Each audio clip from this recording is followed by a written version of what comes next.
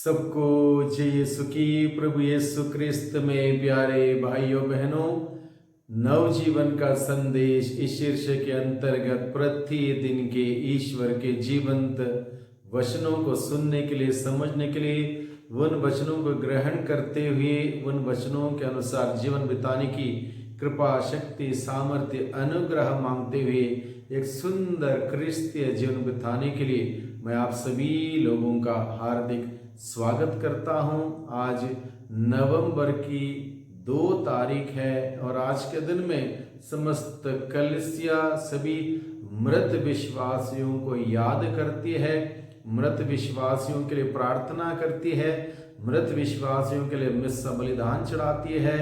कब्रिस्तान जाके हमारे प्रिय लोग जो गुजर गए हैं उनके कब्रों की साफ सफाई करते हुए उनके कब्र के पास खड़े होके विशेष रूप से विनती करते हैं। और इस प्रकार से 2 नवंबर को मुर्दों की ईद के रूप में हम लोग मनाते हैं और विशेष रूप से प्रार्थना करते हैं। और ये प्रार्थना क्यों जरूरी है?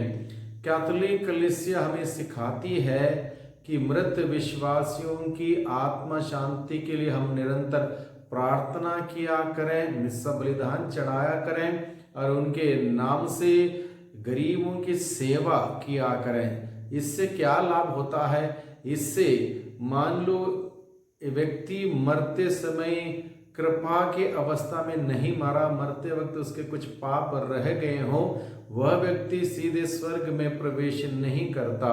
वह व्यक्ति शोधक अग्नि की उस अवस्था में जाता है। वहां पर उसको अपने पापों की शुद्धिकरण की प्रक्रिया से गुजरना पड़ता है और वहां जाने के बाद उसको हम सबों की, जीवित लोगों की प्रार्थना की आवश्यकता है। जब हम उसकी आत्मा के लिए प्रार्थना करेंगे, मिस्सा बलिदान चढ़ाएंगे, उनके नाम से दीन दुखियों की, गरीब लाचार विधवाओं की सेवा करेंगे, तब उनको पापों की क्षमा मिल जाती है, उनको पापों की दास्ता से छुटकारा मिलता है, शुद्धिकरण मिलता है और स्वर्ग राज्य में प्रवेश मिलता है। इसलिए हम लोग ना केवल 2 नवंबर के दिन में विशेष रूप से मृत विश्वासियों की आत्माओं की शांति के लिए प्रार्थना करते हैं, बल्कि नवंबर का पूरा महीना कलीसिया ने विशेष रूप से ठहराया है कि हम सभी हमारे घर परिवार से गुजरे हुए लोगों की आत्मा शांति के लिए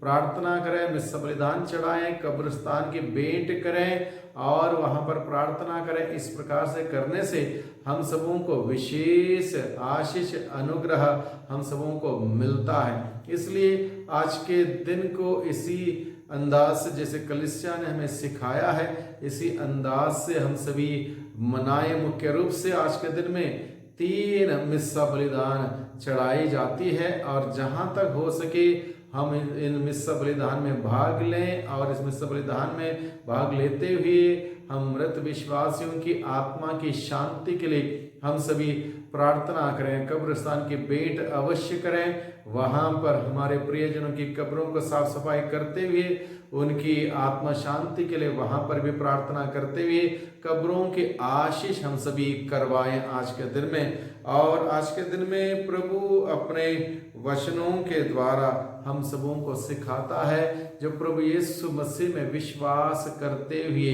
जीता है, जिसने प्रभु यीशु के नाम से, पिता पुत्र पवित्र आत्मा के नाम से बपतिस्मा ग्रहण करते हुए यीशु का जीवन ग्रहण किया, क्रिस्तीय जीवन ग्रहण किया, उस व्यक्ति को प्रभु यीशु मसीह का पुनरुत्थान का सौभाग्य प्राप्त होगा, क्योंकि प्रभु ने स्वयं इस बात का ऐलान किया है, जो मुझ में विश्वास करते हुए जीता है वो मरने पर भी जीवित रहेगा, मैं उसे अंतिम दिन पुनर्जीवित कर दूंगा। प्रभु यीशु ने कहा, यानी कि प्रभु में जो जीता है वो कभी नहीं मरेगा, क्योंकि प्रभु ने कहा, मैं हूं पुनरुत्थान और मैं हूं जीवन, मैं ही पुनरुत्थान और मैं ही जीवन हूं।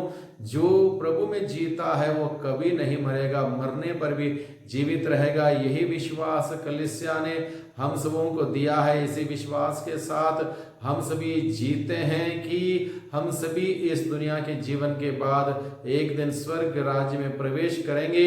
वहां प्रभु यीशु मसीह हम सबों को अपनाएंगे और हम सबों को कभी नहीं ठुकराएंगे।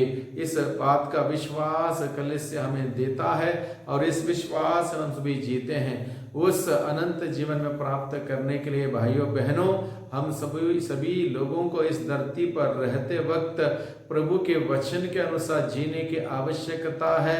त्याग तपस्या करते हुए, बुराई से दूर रहते हुए, पाप से दूर रहते हुए, हर प्रकार के माया जाल से दूर रहते हुए प्रभु के बताए हुए मार्ग पर चलने की आवश्यकता है। तभी जाके स्वर्ग या सुख हम सबों को मिल सकता है। इसलिए आज के दिन में जब हम सभी हमारे घर परिवार से मृत आत्माओं के लिए प्रार्थना करते हैं, हम इस बात पर भी ध्यान दें हमारा जीवन इस धरती पर इस प्रकार का हो ताकि हम इस धरती के जीवन के समाप्ति के बाद हम सबों के लिए स्वर्ग या सुख मिले, स्वर्ग या द्वार हम सबों के लिए खुल जाए। इसलिए इस प्रकार का जीवन हम सभी बिताएं।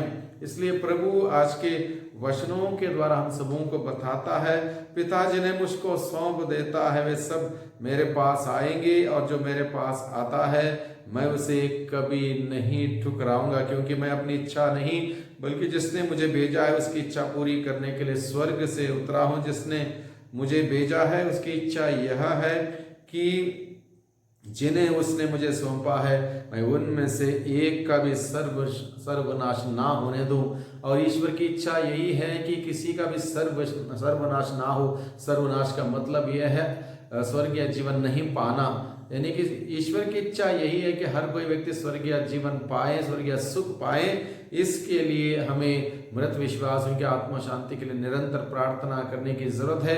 शोधक अग्नि की अवस्था में गुजरने वाले लोगों के लिए, परगटरी में रहने वाले लोगों की आत्मा शांति के लिए प्रार्थना करना, मिस्सा बलिदान चढ़ाना हम सबों के लिए जरूरी है, क्योंकि प्रभु यीशु कहता है मैं उनमें से एक का भी सर्वनाश ना होने दूं बल्कि उन सबको अंतिम दिन पुनर्जीवित कर दूंगा। अंतिम दिन पुनर्जीवित करने का वादा प्रभु करता है। मेरे पिता की इच्छा यही है कि जो पुत्र को पहचान कर उसमें विश्वास करता है उसे अनंत जीवन प्राप्त है, मैं उसे अंतिम दिन पुनर्जीवित कर दूंगा। बार बार प्रभु का वचन यही कहता है। प्यारे भाइयों बहनों, हम सबों के लिए विश्वास दिलाया गया, विश्वास हमने लिया है और इस विश्वास के साथ हम जीते हैं कि एक दिन हम भी मर जाएंगे। ये शरीर मर जाएगा, मृत्यु में यह शरीर मर जाएगा, लेकिन हम नहीं मरेंगे। यानी कि हमारी आत्मा अजर है, अमर है।